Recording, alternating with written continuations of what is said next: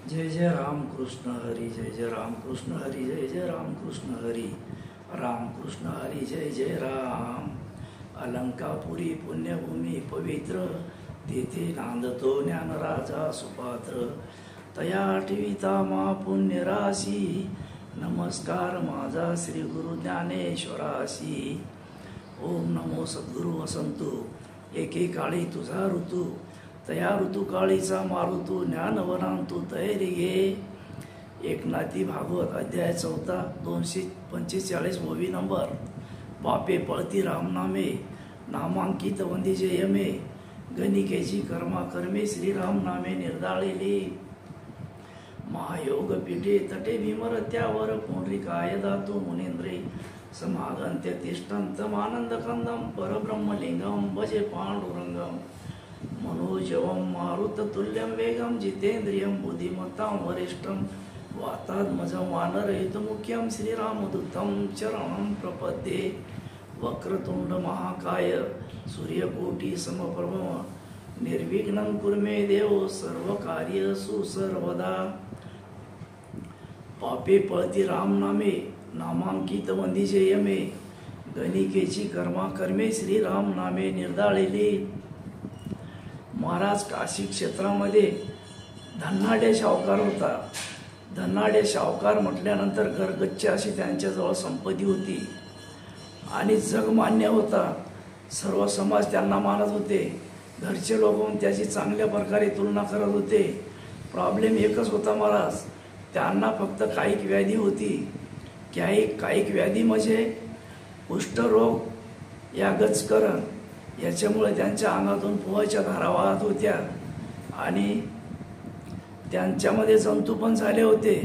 जसे की प्रारब्धे सुखदुःख भोगिता, संतोषे साधकाच्या चित्ता, हे गुरुवाक्य विश्वासिता, चढे हाता सत्शिष्याच्या, या माध्यमातून त्यांना प्रारब्धाचा भोग भोगीत होते. आणि घरचे लोक सगळे आजाराने कंटाळून गेले होते आणि बाकीचे बाहेरचे लोक भेटायला येत होते. ते कोणी जप कर, कोणी तप कर, कोणी तीर्थाटन कर, कोणी व्रत कर, कोणी एकादशी व्रत कर, कोणी नवग्रह एक व्रत कर, कोणी अनुष्ठान कर, कोणी शास्त्र पठण कर, असे वेगवेगळे लोक वेगवेगळे प्रमाण सांगत होते त्यांना. आणि ते सर्व प्रयोग करून चुकले होते, परंतु काहीही उपयोग झाला नाही. शेवटी त्यांना यातना असह्य झाली होती आणि त्यांनी मुलांना आणि पत्नीला बोलावले आणि त्यांना सांगून दिलं की आता मला यातना सहन होत नाही, तुम्ही एकच करा, 4-5 जण मिळून भागीरथीच्या तीरावर न्या आणि माझ्या चारी हातापायाला धोंडे म्हणजेच गोटे बांधा आणि भागीरथीमध्ये नेऊन सोडा, म्हणजे मी पाप मुक्त होईल, तुमची यातना तुम्हाला तकलीफ कमी होईल, माझी पण यातना कमी होईल. अशा माध्यमातून सगळे लोक मिळून घेऊन गेले त्याला नदीच्या तीरावर आणि तिथे भरपूर लोक जमले होते. आणि तिथं जवळपास परिसरामध्ये कबीरदास महाराज शिष्य पद्मनाभ हे रामकृष्ण गोविंद जप करत होते आणि ते तिथं येऊन सर्व वृत्तांत निवेदन करून माहिती करून घेतली आणि त्यांनी सांगितलं किंवा पाप हे कर्मभूमीवरच फेडायचं असते किंवा नदीमध्ये देहांत प्रायचित्त दिल्याने पापाचा शालन होत नाही. जसे किंवा नामवदता गंगा गंगा सकळ पापे जाती भंगा, या माध्यमातून पापाचा क्षालन होत नाही, तर कर्मभूमीवर चिंतनानेच नामाचा शालन होते असे ते म्हणाले. त्यावेळेस सर्वच लोक राम जप त्रिवार करायला लागले आणि सर्वच शापमुक्त झाले. त्यावेळेस मग पद्मनाभांचा जोरजोरात जल्लोष चालला आणि त्यावेळेस तिथं पद्मनाभाचे गुरु श्री आपले कबीरदास महाराज आले आणि त्यांनी सांगितलं, अरे एवढ्यानं पाप मुक्त होत नसते, पाप मुक्तीसाठी काहीतरी परमार्थ आणि एकच वेळ राम जपावं लागते. जसे की आयल्या, द्रौपदा, सीता, तारा, मंदोदरी, असे साधू संत सर्व कितीतरी लोक, गरुड, हनुमान सगळे उतरून गेलेत. फक्त एकच वेळ मात्र जे गुरुचरणाचे अंकिले, गुरु लागी जिवे विकले, गुरु लागी वाहिले सर्वस्व आपुले ओवाळी ती, गुरुच्या वचनावर विश्वास ठेवून आणि आपला अंतःकरण शुद्ध करून एकच वेळ फक्त राम जपलं तर सर्व पापाचं क्षालन होते. आणि या माध्यमातून वाला कोळी यांनी फक्त एकच वेळ राम जप केला तर वाला कोळी हा वाल्मिक ऋषी झाला. एवढेच नव्हे महाराज, तर राम जन्मापूर्वीच त्यांनी 100 कोटी श्लोक रामायणाचे लिहिले आणि नंतर 100 कोटी लिहिल्यानंतर त्यांचा अंत झाला. अंत झाल्यानंतर त्याने मृत्यूलोकामध्ये लिहिले होते.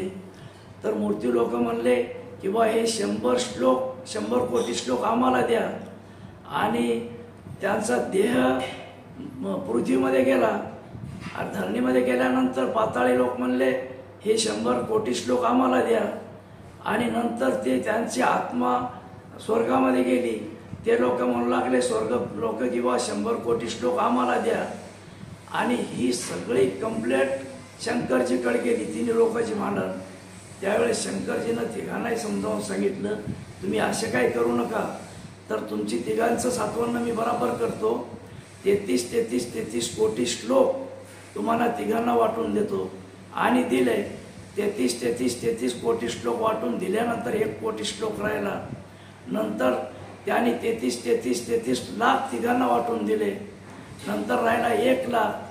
1 लाख राहिल्यानंतर 33 हजार तिघांना वाटून दिले. राहिला 1000. 1000 दिल्यानंतर 33 सगळ्यांना वाटून दिले. राहिले 100 राहिल्यानंतर 33 तिघांना वाटून दिले. राहिला 1 राहिला म्हणजे एका श्लोकमध्ये 32 अक्षरे होती. त्या 32 अक्षरामध्ये तिघांना 10 असे वाटून दिले. आणि राहिला 1 अक्षर, त्याच 2 अक्षर राहिलेत. 2 अक्षर तेच राम होत. म्हणून पापे पळती राम नामे नामांकित वंदिजे यमे, गणिकेची कर्माकर्मे श्री राम नामे निर्दाळेली. एवढेच नव्हे महाराज, तर थोडंच बंद करा सर.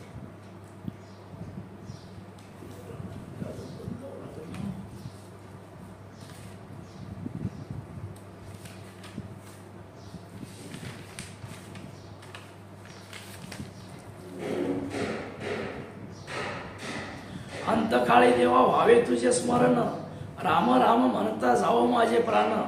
रामकृष्ण वाचा भावा जीवाचा, आत्मा जो शिवाचा राम जप.